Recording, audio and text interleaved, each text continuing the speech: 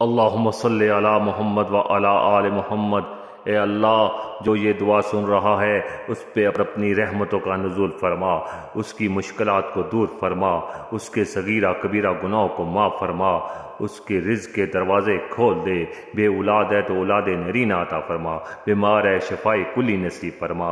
اے اللہ، اے بادشاہوں کے بادشاہ، اے رحیم، اے رحم کرنے والے، اے مالک کائنات، اے دو جہاں کے مالک، ان دعاؤں کو اس شخص کے حق میں قبول فرما، دین و دنیا کی بلائیاں نصیب فرما، شیطان کے شر سے، حاسدین کے حسد سے، جنات کے شر سے محفوظ فرما، اپنے حفظ و امان میں رکھ، 5 جگانہ نماز پڑھنے کی توفیق عطا فرما۔ اے مالک و مولا، بچے ہیں تو ان کو علم نافع عطا فرما، عزت والی زندگی عطا فرما، والدین کا فرما بردار بنا۔ اے مالک و مولا، اے رب کائنات، اے رب ذوالجلال، ملک پاکستان کی خیر فرما، اس میں رہنے بسنے والوں کی خیر فرما۔ اے اللہ، ہماری دعاؤں کو اپنی برگاہ میں قبول فرما۔